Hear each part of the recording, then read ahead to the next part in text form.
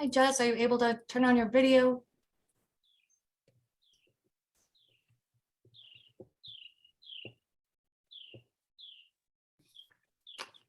Hi, everyone, and welcome to the Visualizing the Text panel.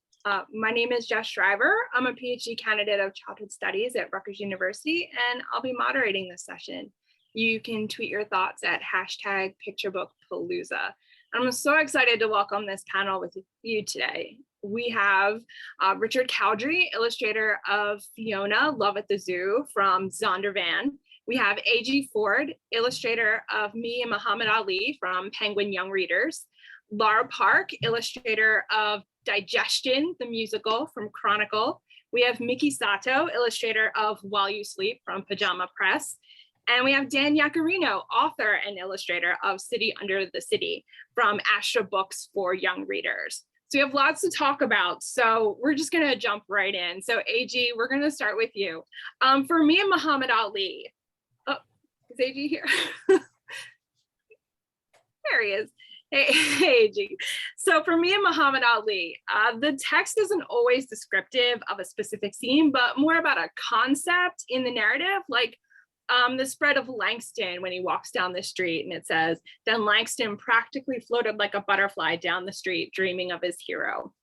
Can you share some of your process in these pages of translating these less concrete moments into visuals? Oh, that's a different one, but that's okay.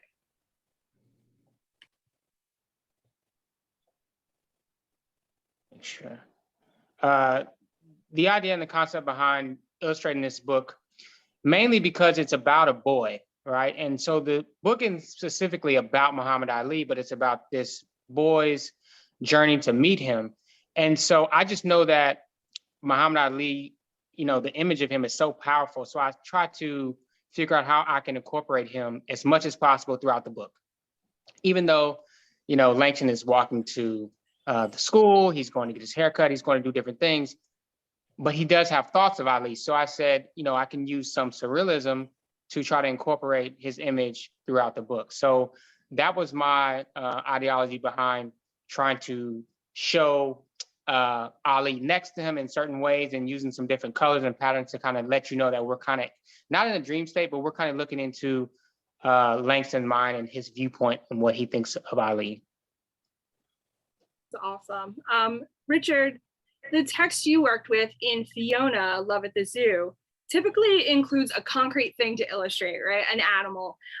And Miki, in While You Sleep, the work you crafted feels stitched to the text in real ways. Can you each, like Richard, if you want to go first, talk about how connecting illustrations to the text in this way is similar or different to what AG was just talking about? Well, the main difference in this book is that it's not a story that has a thread throughout. They're individual vignettes. So each animal, it's a little short rhyme about them.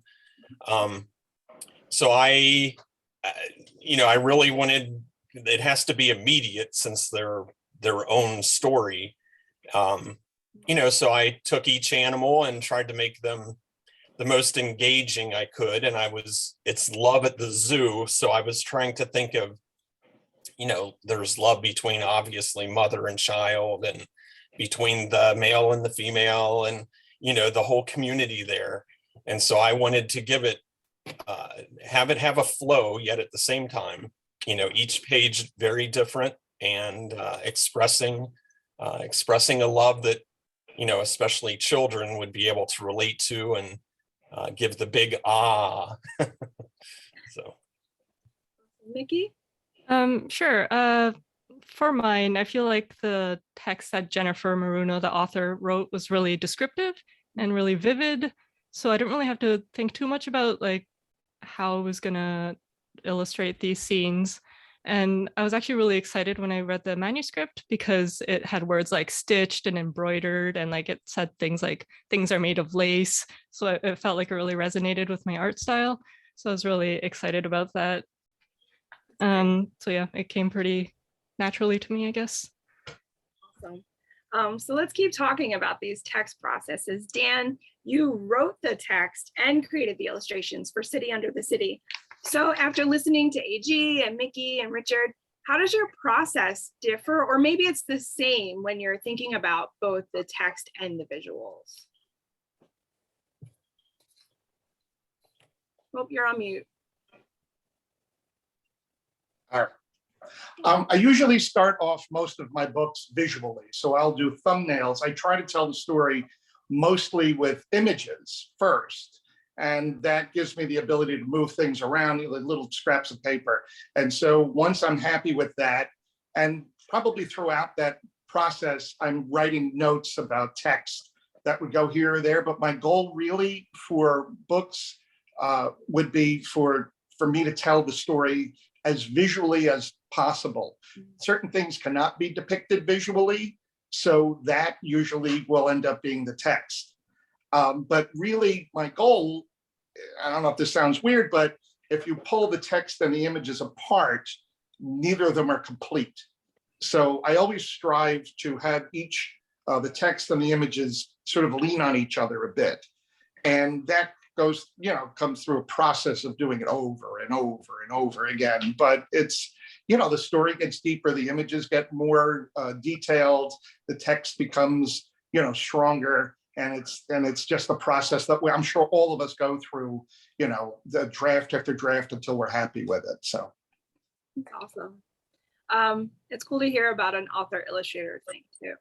Laura and Richard, so you're both handling sort of scientific-ish stories, illustrating animals and illustrating the digestive system can be a little gruesome.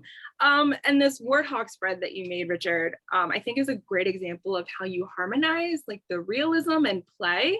And Laura, the blood spread in Digestion, the musical, it sounds weird, but it made me smile. Can you, Laura, if you want to start, like share what it's like to figure out the balance between communicating fact while making fun?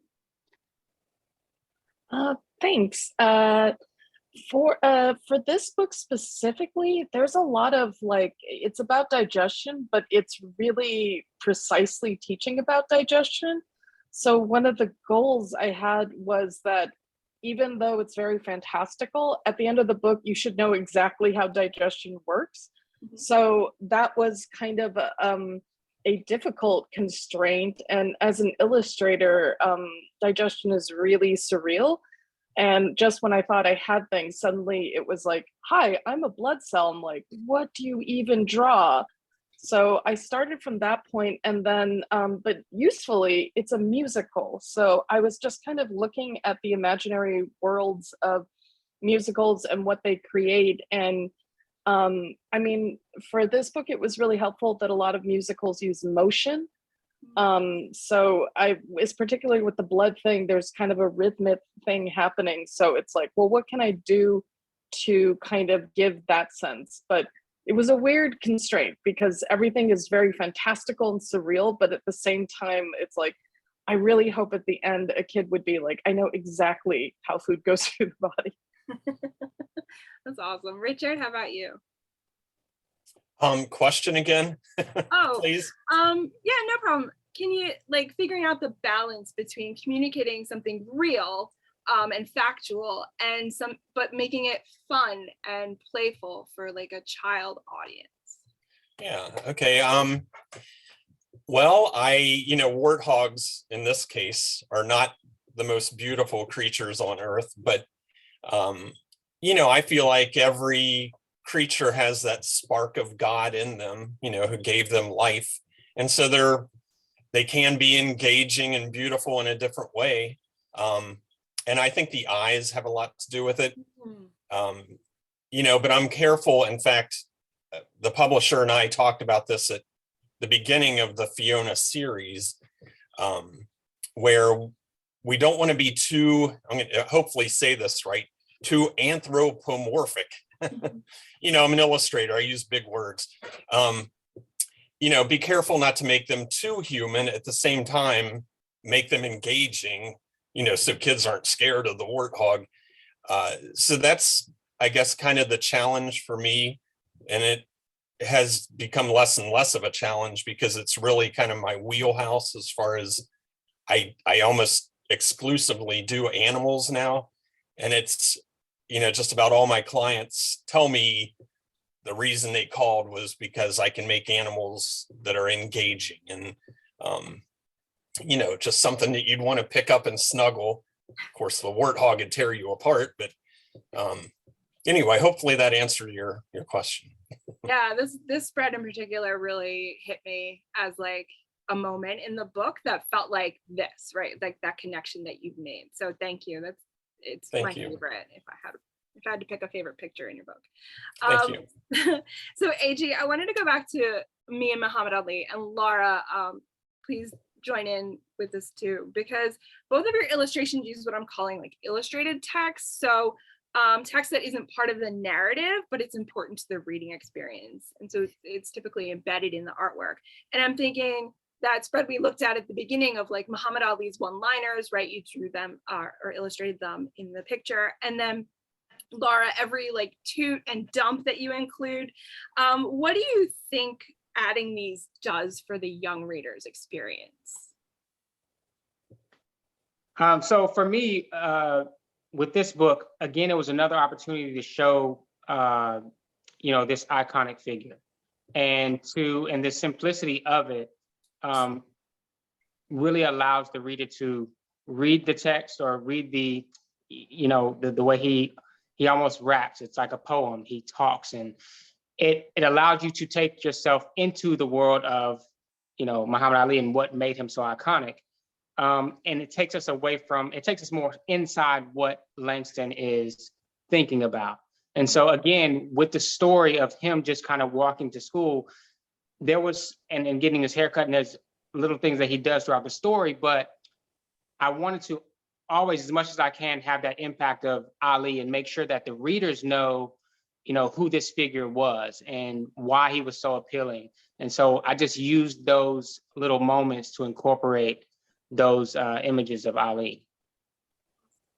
Laura, how about you? Well, specifically for this book, because it's a musical, sometimes it's just rhythmic, but I really feel like as a kid reading books, sound was a huge part of it. Like the way someone read it or the way you imagine something, you kind of read in this full sensory way. And drawing out the text in a certain way, like I think it helps like the child like get into the rhythm of it, even the person reading to them. And I know like in Digestion, a lot of it is either in service of like making the musicality of the text or just for laughs.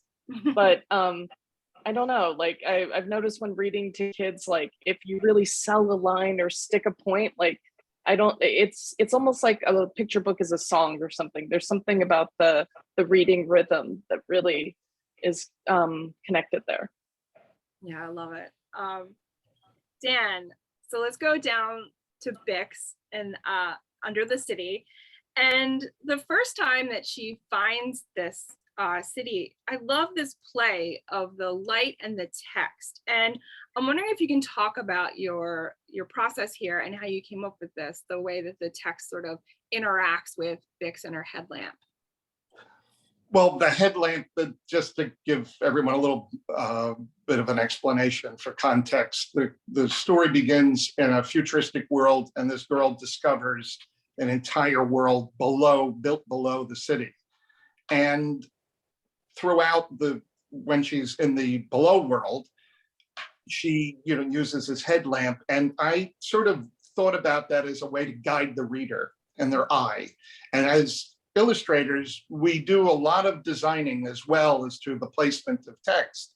So I felt very strongly about the way that I wanted someone to read the pages, just the text, but also as illustrators, we do also have control over how you enter the image and you move around through it. So I wanted to sort of pair those two things together. So you see her going down these ramps, and I wanted you to read it that way. And so it was so much fun to do this, and so exciting for me to be able to create and then explore this world along with the reader.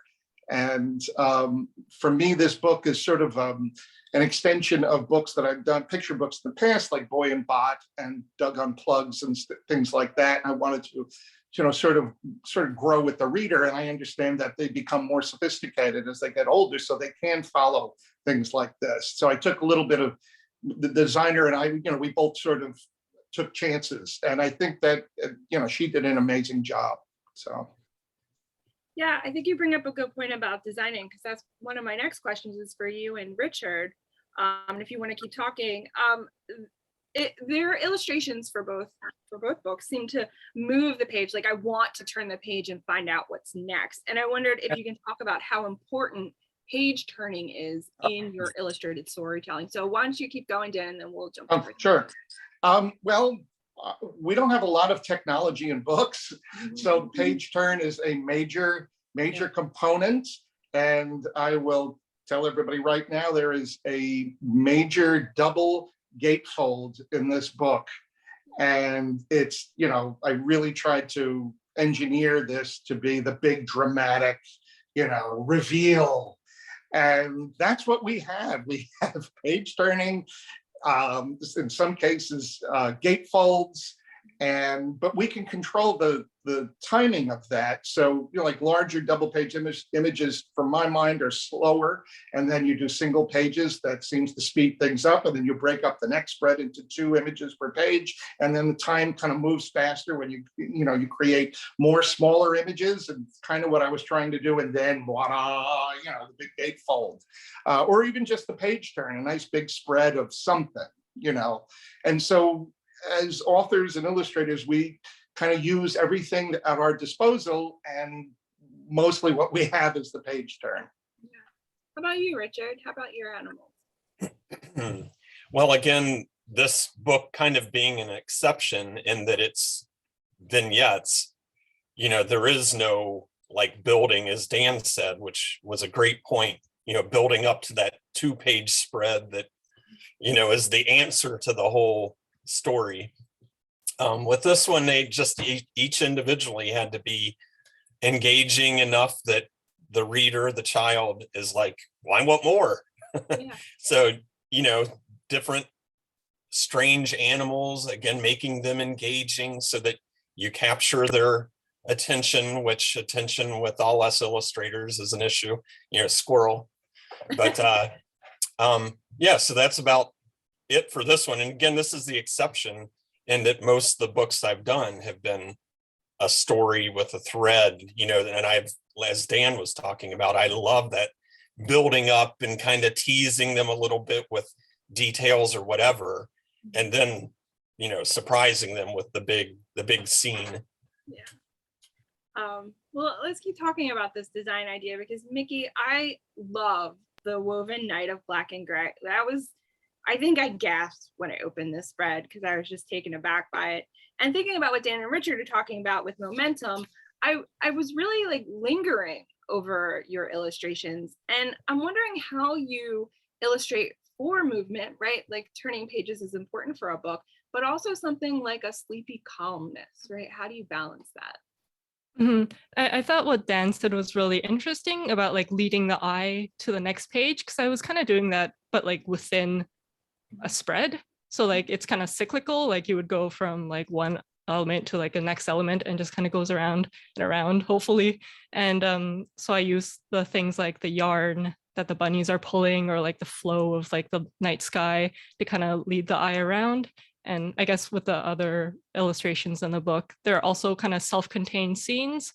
So I kind of try to do that for each illustration, kind of picking out like maybe like the waves under the water or like the flow of wind through the air, lifting up butterflies to like lead the eye around and like create kind of that sort of movement in the page, while also trying to maintain the fact that it's a dream, like a dreamy, floaty sort of soft feeling in each illustration, if that makes sense. It does. Thank you. So AG, let's go back to me and Muhammad Ali. And like Miki's work, I found myself getting lost. Like you've talked about, too, of like the surrealist sort of lean you've taken. And there's a spread where Langston is like reading the poster for the upcoming event. And I'm just thinking how or why you include these visual text moments, right? This poster that isn't really part of the story or the narrative itself. It doesn't require reading out loud. Do you think of these as like invitations to get lost in the spread like I did, or maybe to ask questions and move, like find other resources? Right. So at that particular part of the story is very early on. So there was a moment. So in that spread, and we talk about page turns, which is one of the things that we have in books that are significant for us moving a story forward, revealing things. And so in that particular spread, it's just Langston. He's there. He's viewing the poster. But in the next spread, we show this big wall, and the building has a huge mural of all these historical figures. This building in Chicago. Mm-hmm. And so I had to show. So there's a wall, and then there's a light pole with a poster on it. So I have to show the main character Langston looking at this poster, but not show the wall. So there's only a few angles that you could show someone looking at a poster on a light pole next to a wall, but not be able to show the wall. So sometimes what we want to reveal in the next spread determines what we show in the previous spread. So from that viewpoint, I had to go at a low angle. We're shooting up. We see this portrait of Langston. We introduce him as the main character. We see the blue sky. So again, there's that cool and warm. So we have this warm brown skin against this cool black sky. And we see this portrait of Langston. And then we get to show the little poster of Muhammad Ali, where you see the image very small. And it gives the reader something to anticipate. It shows his excitement. And then the reader can say, well, what's this poster about? Who is this figure? Which leads us into some of the previous questions that you asked, where I really want to show that image of Ali with his gloves on, and the poems or the float like a butterfly, sting like a bee type of imagery, which is a lot which is in agreement with what Dan was speaking of with his gatefold. That for us as illustrators, we want to create those moments when we're using that page turn that can try to, blow the reader away or really appreciate getting ready to turn the page again. So that's my ideology behind, I don't know if or the way the composition was set up. So. Yeah, I love this conversation about page turning. It's fascinating. And so Laura, you make us turn the book to like 90 degrees, right? You have these vertical spreads that are fantastic. So you want to talk about how and when you decide to use this active turn that you make us do? Yeah, sure. Originally, I wanted a bunch of gatefolds in this book.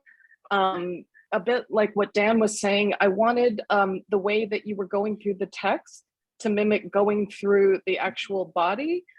And practically for some of those things, you just want to have a big shot so you can see that. And moving the book, I don't know. I think it's a fun way. Like I like hidden images and things where you peer closer. I like when you turn you engage in the book, because I think when it's really working, you just sort of automatically engage with the text and you're flipping pages, you're being wowed, but you're not really conscious of the actions you're taking. You're just like really flowing with the book. And sometimes with the turns, like it's functional, and sometimes it's just to kind of draw you in, like make you play a bit more. And I know there's one where the text is talking about kind of tumbling along. So I thought it would be fun to actually, I don't know, just it's a book about bodies. So I thought it was interesting to sort of make you kind of dive in literally, and kind of zooming in and zooming out with that, I thought would add to the fun of the process. Yeah, that's great.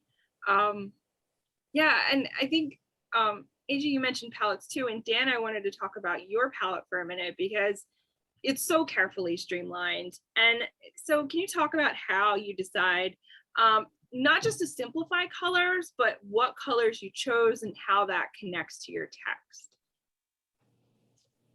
Well, yes, the palette for City Under the City is very limited, but very deliberate. And the above world, which is, again, for context, is a future world. And the below world is essentially our world today. And so the above world, I wanted sort of tints and pleasant, pretty colors, because it's a very streamlined, technology-laden world. And then below, more earthy tones, more, sort of earth tones. There's browns and there's brick red, and there's, however, the main character, who is sort of a lavendery color, she remains the same color throughout the book to serve as sort of, something to follow throughout. So she doesn't change. So she comes from the above world, still, sort of integrated with those colors, but she comes below in these earthy, dirt colors and things like that, but she remains the same. So she was easy to follow. And then she goes back up. And of course, I put all these other themes in it, but, she is very much like everyone else in the above world. She's very much an individual in the below world, which is sort of more organic. And so I thought about that a lot, what would play, but considering, the amount of artwork in this book, I think in retrospect was a very good idea to streamline those colors, because I'd still be doing it right now if I had, every color created. So it ended up being a good move just to get the book done, but stepping back, and then you combine it with that uncoated stock. Oh, I love uncoated stock. Everyone else is muted, but I know they're going, yes, uncoated stock, because we love uncoated stock. So it was a great combination, it was a great blend of those colors, limited colors, and, of course, the quality of the paper. So. Yeah, I think there was an interesting contrast, right, between Bix's future world and then going back to AG's like past world. So AG, do you want to talk about your palette? You mentioned it briefly. So how do you depict a time in the past through this color choice? For me, in this one, it was pretty simple in terms of how I went about the palette. I mean, for the story where we see Langston walking through and I guess we're operating in real time. It happened in the past, but we're operating in real time. And I knew that I would have some surreal images of Ali. And just for young readers, I want to take them out of the moment and understand that we're just showing a flash of Ali, or showing, an idea that's happening. So I just tried to make sure that those two palettes were very different. And so when you're looking in real time and Langston's having, breakfast with his family and things like that, it's just a lot of realistic colors. It's somewhat muted, somewhat brown to give that kind of historic feel, somewhat sepia influenced colors. And then when Ali shows up, things are really bright and blue and red and green and really flashy colors. So as long as I have that distinction throughout, I think people could separate what's actually happening versus what's going on in Langston's imagination. Yeah, definitely. That's where I was reading it anyway. So I'm glad that's cool. Richard and Miki, so your illustrations like make me want to touch the page. Speaking of like touching like paper, right? Which ended up like a lot of fingerprints on my computer screen because I was reading them digitally. So Miki, can you talk about your choice of like the materials, but also how you see like touch as part of this, part of the reading experience? And then Richard, you can talk about the touch part of your story too. Yeah, I guess the unique part of my art style is that I can actually use the things that are like soft and hard. So I do think about like the thing I'm trying to illustrate and kind of thinking about what the actual thing feels like. Is it soft? Is it hard? Is it fuzzy? Is it squishy? And then I would kind of go into my box of materials to try to find one that kind of works with it. For me, I think using textures, like a variety of different textures in an illustration is an important part. It's kind of visually interesting and kind of, gives something for the kids to really point at or like touch or try to touch. Yeah, I guess. Yeah. How about you, Richard? Well, I want to give a shout out to Miki first, in that I loved all the textures in her book. And one that really jumped out to me, and was very simple, is that she used a sheer material as a curtain over a window, and it was just like perfect. I loved it. So anyway, so back to mine. Yeah, texture has always been an important part of my paintings. Before I was a children's book illustrator, I kind of had a reputation as a wildlife illustrator. So I learned early on how to layer fur and that kind of thing. And also, be aware of like a dolphin would be, reflecting color from the sky and the sea. And so that's always intrigued me. And when I first got out of college, Columbus College of Art and Design, AG, I was recruited by Hallmark. And so I was in Kansas City for a little while and just, watched people who were amazing how they could paint, little fuzzy bunnies and that type of thing. And I learned probably as much in my time there as I did in school, again, about texture and how you can really draw in people with something that has nothing to do with the story necessarily, but is just causes. For me as a child, I love that kind of thing. I'd be looking at the old Disney books and everything from their backgrounds to their characters just had great texture. Yeah, the textures were just fantastic. And I have to say, along with texture, Miki, your play of scale and perspective I thought was really interesting.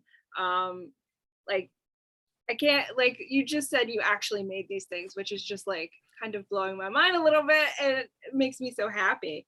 But you also use things like toy blocks and toy cars to sort of build the scene. And I'm wondering, is this process about like the material limitations that let you play with perspective and scale, or do you have the idea for the scale and then you find the materials to fit it, or both? Yeah, it's both.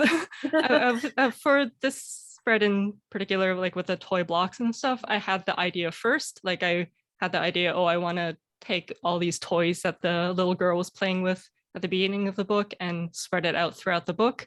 So I had that idea first and then came, okay, how am I gonna illustrate this?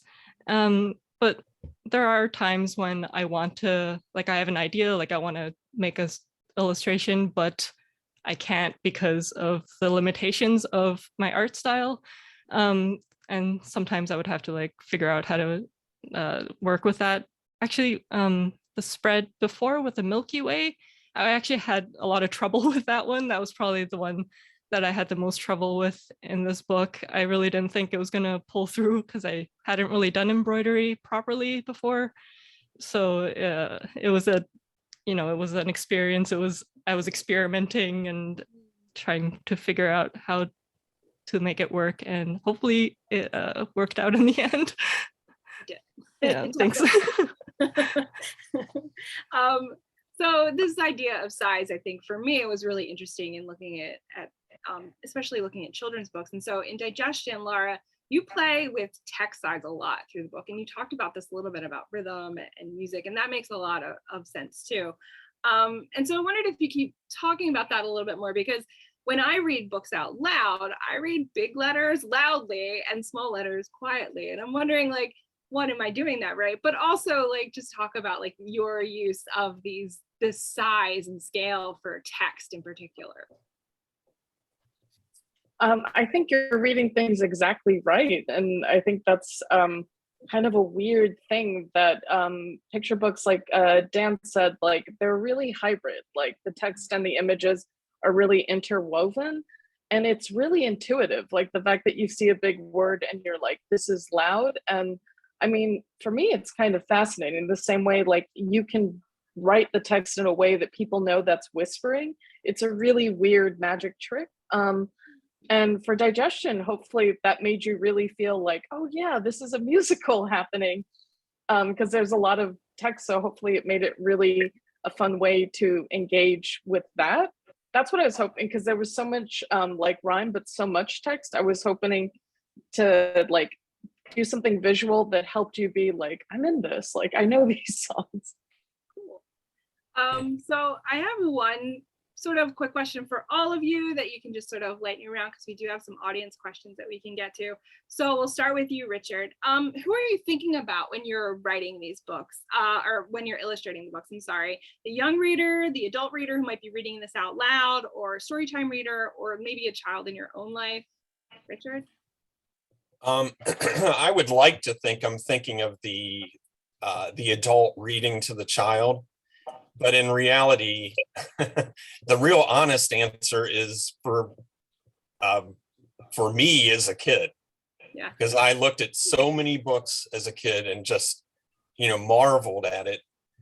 Disney, Golden Books, all the classics. And, so when I'm drawing and painting, I'm thinking of the kids and what will make them smile and just go, wow, look at that. It's Awesome. just that has never left me. So Very cool. How about you, AJ? Who are you writing or thinking of? The quick answer is, I'm thinking about using my 7-year-old or my 3-year-old and how they would respond to certain things.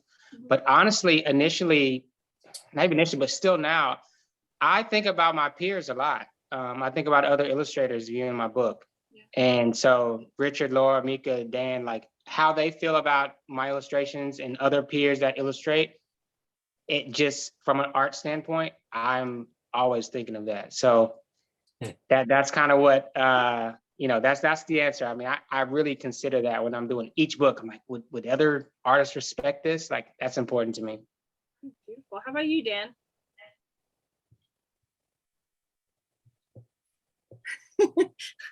I was trying to unmute because I was told I had to mute in between. As Richard said, I mean, I really try to gauge what I would have wanted to read as the age of the reader. But also, my kids are in their 20s now, so there goes my focus group. They're, not going to look at my stuff, but in process. But I always think about both ends of it, like me as a kid, but also me as an adult, me as a parent, myself as a parent, and how I would interact with that. And I always try to create sort of a dual level, two levels with my books. So it first for the reader, then for the adult, who hopefully will have to read this book about 1,000 times. Makes sense. How about you, Laura? I think a lot about what was said about like page turns and rhythmic thing. I think that is for the adult reading, because like some other people said, I do think of me as a kid because I was a huge picture book reader and they left lasting impressions. So I usually like to put like small details or something funny, because I was fixated on the small. For me, there might be the big spread, but usually it was some little thing that I noticed that really stuck with me. But yeah, pleasing the kid in me. But it is always nice when you can make like real kids like giggle or like laugh at something. That's like the best review. Yeah. All right, Miki, how about you? I still feel pretty new to the kids book like world. It's only like my maybe second or third year that I've done picture books. So I only really had like a vague idea of an audience reading these books. But recently I was able to see my niece and nephew for the very, very first time since the pandemic started. So, and I got to like play with them and, you know, interact with them and read to them. And I finally got like the kids are reading these books and enjoying them. And I think from now on, I'll probably think more about the young reader, trying to add fun things in the books for them to find and make it more interactive for them. Cool. So, audience questions? Let's see.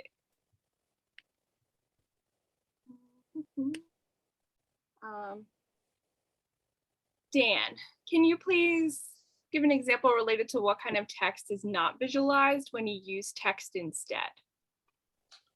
Well, there's certain concepts that are very difficult to illustrate, like it was Thursday, or if you have a character wearing a hat, you don't need to say they wore a hat, but you can say they wore their favorite hat. They wore the hat that their grandmother gave them. So certain aspects like that, for me, will come up in text, but also there's a subtext of a lot of it is emotional or what's going on in the character's head that really is difficult to visualize in a concrete way. So I use the text as a way to reinforce the theme, to put a finer point on certain things, but also, again, things that are just kind of hard to illustrate would be kind of clunky, you know, to illustrate. So you take care of that in the text. I mean, that's what I did. It looks like this one is for everybody. So while illustrating, are there any limits you feel that you self-censor? So does somebody want to take that one?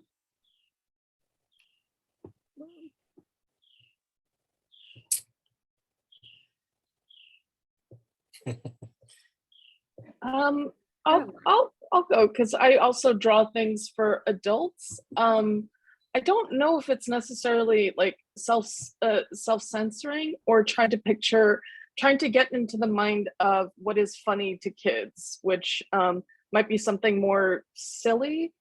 But that's mainly because you really want to connect to, I mean, you don't want to put something in the book, you want to challenge the reader, but you don't want to like disconnect with them.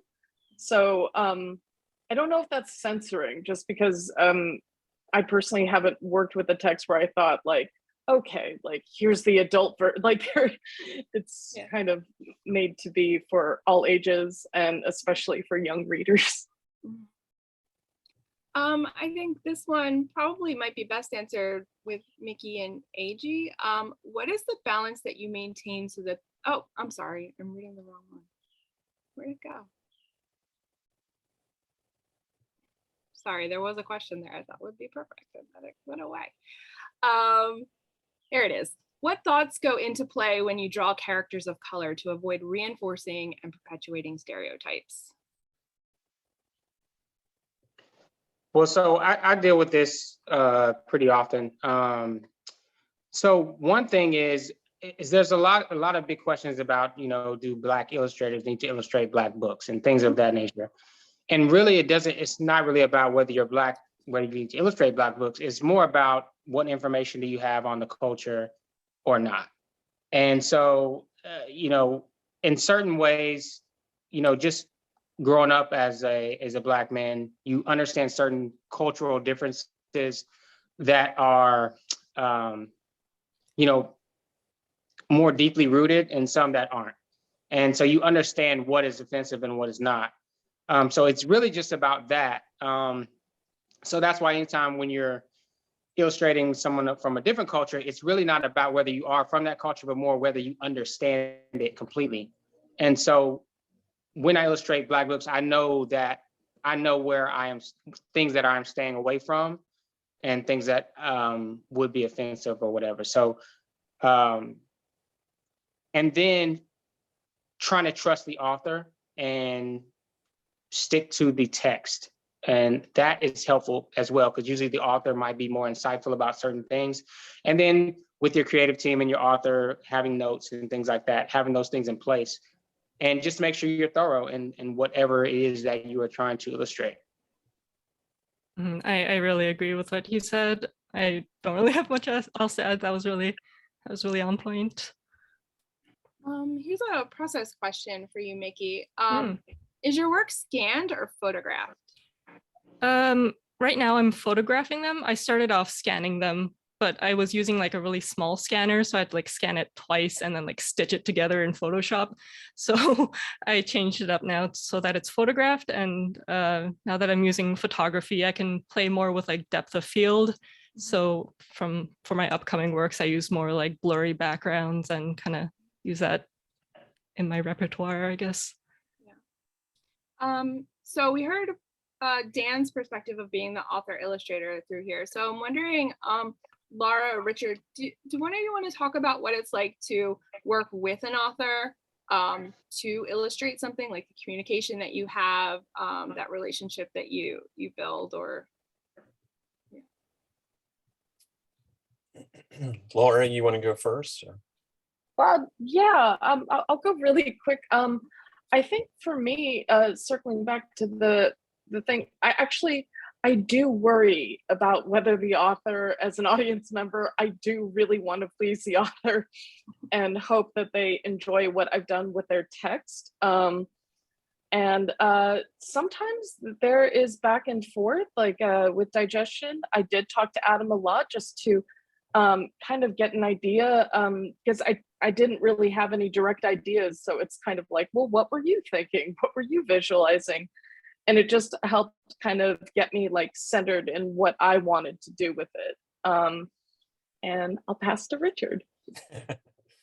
In my experience is, I have two long series of books, one being Marley, Bad Dog Marley series, and then the Fiona series. And interestingly, both of these, the author John Grogan with Marley, who did Marley and Me, because he already had a huge hit, he was able to have a lot more interaction with me. Usually they try to keep authors and illustrators apart to some degree. But I worked with John Grogan a lot, and then I've worked with the mystery author at Zondervan. In other words, Fiona really doesn't, it's kind of a collaboration between Zondervan and me, and they'll write up a story, and then I, especially if I can add some visuals to it that I would like to illustrate and feel like it would enhance the story. Again, it's a really nice collaboration. And back with John Grogan, for the most part, he would write the stories. And just as Laura was saying, I love to please the author, the publisher, everybody. And, so that actually ended up being a really good thing, where I had heard horror stories about authors who, wanted to stay too involved. So Dan, you probably have like a schizophrenic, split personality then, since you're author and illustrator. So I do illustrate other people's work as well. So okay, good. I'm on both sides of that. Awesome. So we have run out of our time, guys. This was amazing. So thank you all so much to all of our illustrators and author illustrator. And thanks to everyone in the audience for your questions and your participation today. We have a short break after this. And so make sure you visit the exhibit hall for in-booth chats and giveaways. And remember to check out the studio spotlights. And I just want to thank you for reading and exploring these books with me. This was fantastic, and have a wonderful Palooza. Thank you, everybody.